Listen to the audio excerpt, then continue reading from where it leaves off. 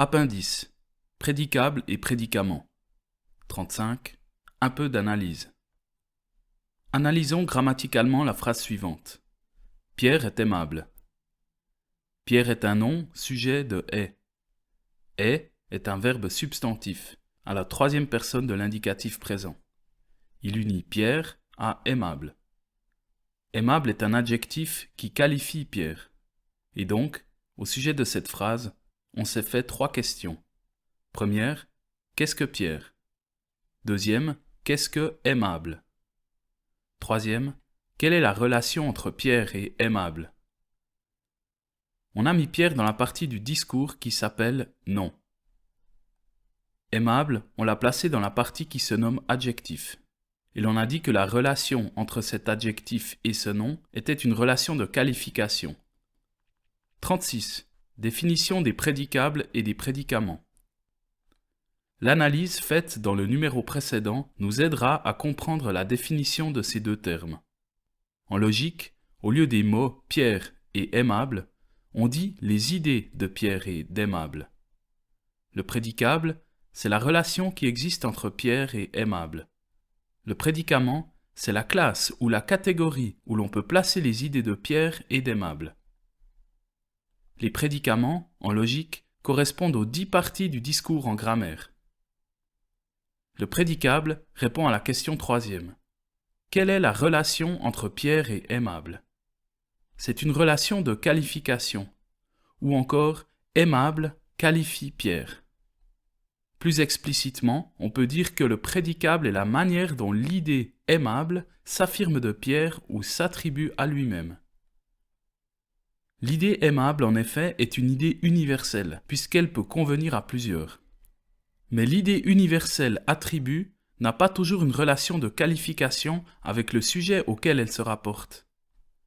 Quand on dit « Pierre chante » et « chantant », ici c'est une relation d'action. Donc, la manière, la façon dont l'idée attribue s'affirme de l'idée du sujet peut être différente. Et c'est pourquoi on définit le prédicable comme suit. Les différentes manières dont une idée universelle s'affirme des sujets auxquels elle se rapporte. Le prédicament répond aux questions première et deuxième. Qu'est-ce que Pierre? Qu'est-ce qu'aimable? Pierre est un mot, il est classé dans la partie du discours appelée substantif. En grammaire, Pierre est aimable, on les étudie comme mots.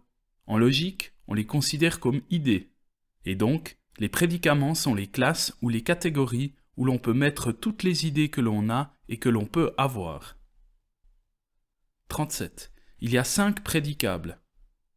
Les relations qui existent entre l'idée attribut et l'idée sujet sont au nombre de 5. En d'autres termes, les différentes manières dont un attribut s'affirme de son sujet sont au nombre de 5. 4 de ces manières ou de ces relations sont nécessaires, une autre est non nécessaire ou contingente. Les 4 relations nécessaires s'appellent espèce, genre, différence et propre. La relation contingente se nomme accident. Il va sans dire que ces 5 relations, vis-à-vis du sujet auquel rattache l'attribut, n'ont pas toujours le même rôle. L'importance de leur fonction dépend de la nature de l'attribut. Et disons tout de suite que les relations nécessaires l'emportent sur la relation contingente. Mais les relations nécessaires ne le sont pas toutes au même degré. Ainsi, dans les exemples suivants, Pierre est homme, Pierre est capable de parler, la relation homme à Pierre est plus nécessaire que la relation capable de parler. Le sujet ne peut pas exister sans les attributs qui ont avec lui une relation nécessaire. Les attributs signifient ou quelque chose du sujet ou tout le sujet. Dans l'exemple de Pierre est homme, l'attribut homme exprime toute la nature, entre parenthèses, animal raisonnable, de Pierre. Dans cet autre exemple, Pierre est animal, l'attribut animal exprime quelque chose, c'est-à-dire une partie de la nature de Pierre. Cette partie de la nature exprimée par l'attribut animal, Pierre la partage avec les autres animaux, les brutes. Par contre, il est un autre attribut qui exprime une partie de la nature du sujet, mais partie que le sujet ne partage pas avec les autres, parce qu'elle est ce qui le distingue des autres. tel l'attribut raisonnable dans l'exemple « Pierre est raisonnable ». Il y a donc 3 attributs qui expriment la nature du sujet auquel il se rapporte. L'un qui l'exprime tout entière, c'est l'espèce. Un qui exprime une partie de la nature que le sujet partage avec d'autres, c'est le genre.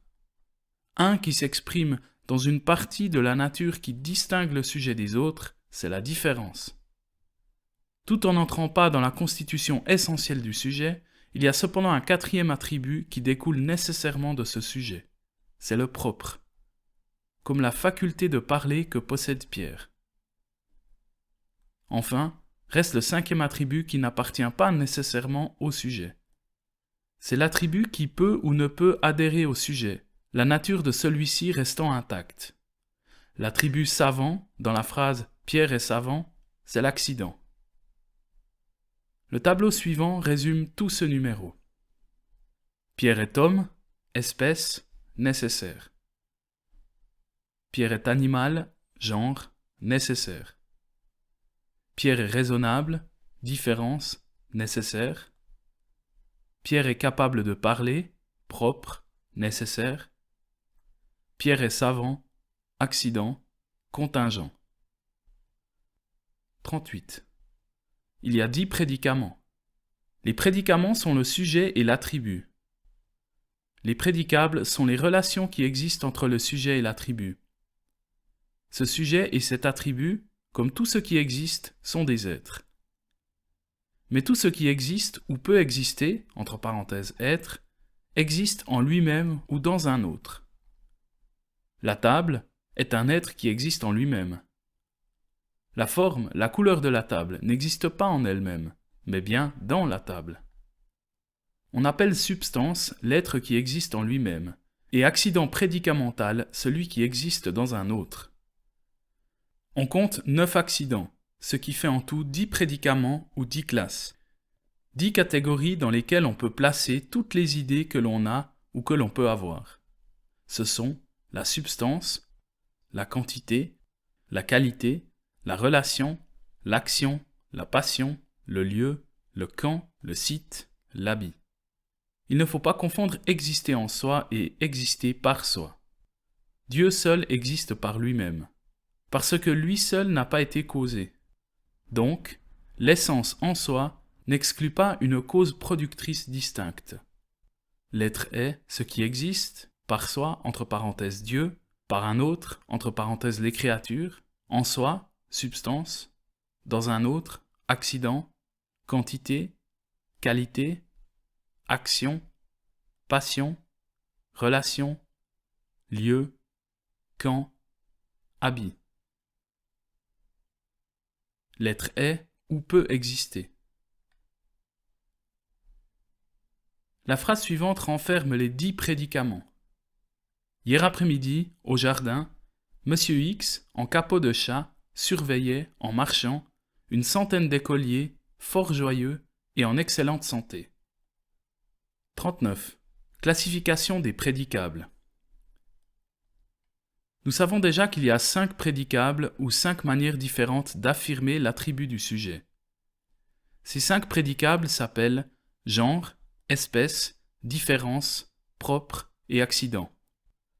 Les 3 premiers constituent l'essence, ou entièrement, entre parenthèses espèce, ou en partie, entre parenthèses genre et différence. Les 2 autres, entre parenthèses propre et accident, ont avec l'essence une relation nécessaire, entre parenthèses propre et non nécessaire, entre parenthèses accident. Quand on parle de la classification des prédicables, il n'est question que des prédicables essentiels, c'est-à-dire du genre de l'espèce et de la différence.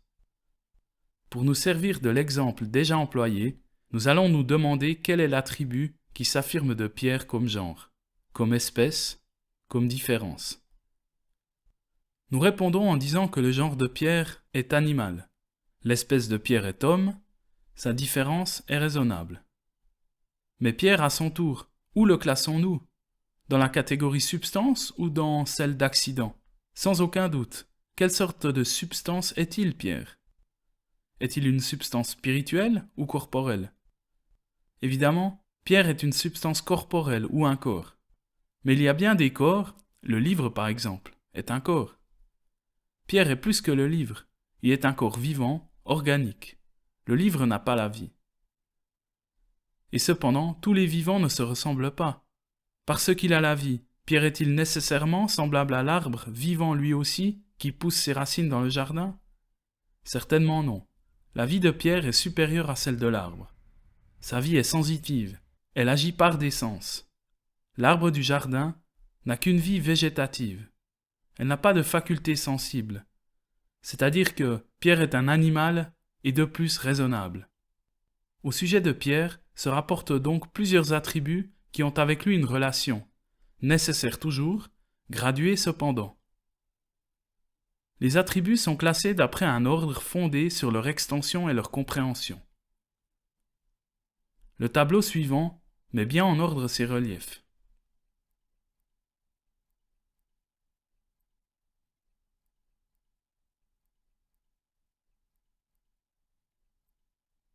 L'extension des idées genre, espèce et différence exprimées par les lettres A, B, C, D, E et F est en raison inverse de leur compréhension exprimée par les lettres F, E, D, C, B et A. Cette classification ordonnée des prédicables genre, espèce et différence sous la catégorie substance, d'après la diminution de leur extension et l'augmentation de leur compréhension, s'appelle arbre de Porphyre, en souvenir de Porphyre, philosophe de l'Antiquité, 233 à 304, qui en est l'auteur. 40. Genre suprême et genre subalterne. Dans l'arbre de Porphyre, substance est appelée genre suprême. D'abord parce qu'elle exprime une partie de l'essence de Pierre, entre parenthèses genre, partie que Pierre partage avec beaucoup d'autres, et ensuite parce qu'au-dessus de substance, il n'y a plus de genre, mais seulement l'être qui est un transcendantal. De son côté, corps est appelé genre subalterne, parce qu'il y en a un au-dessus de lui, substance. Il en est de même pour vivant et animal. Vis-à-vis de vivant, corps joue le rôle de genre. À son tour, vivant est le genre d'animal. Animal est un genre infime, parce qu'en dessous de lui, il n'y a plus de genre, mais des espèces seulement. Il est aussi espèce vis-à-vis de vivant. 41. Espèce et différence.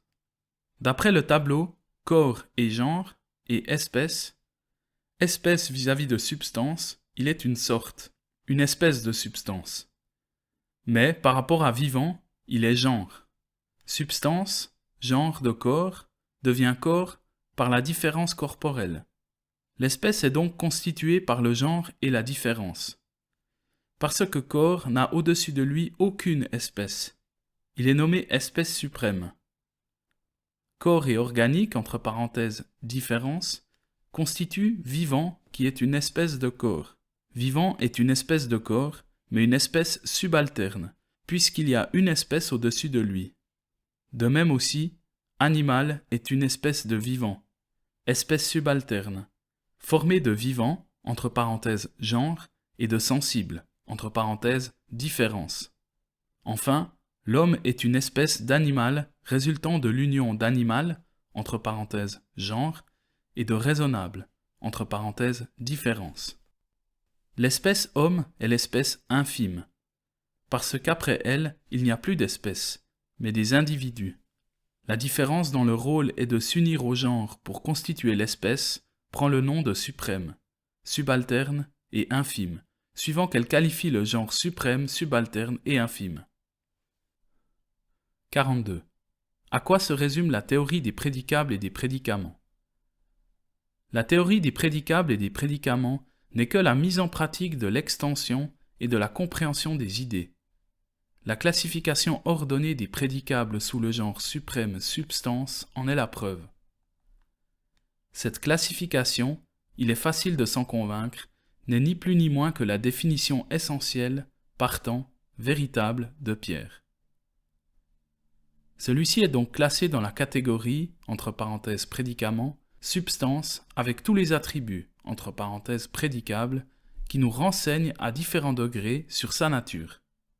En plaçant Pierre dans la catégorie substance, de plus, en lui donnant tous les qualificatifs qu'exige sa nature, on le distingue, on le divise, de tout ce qui n'est pas ou substance, ou corps, ou vivant, ou animal, ou homme. En d'autres termes, c'est-à-dire que toutes les théories des prédicables et des prédicaments se ramènent à bien définir et à bien diviser.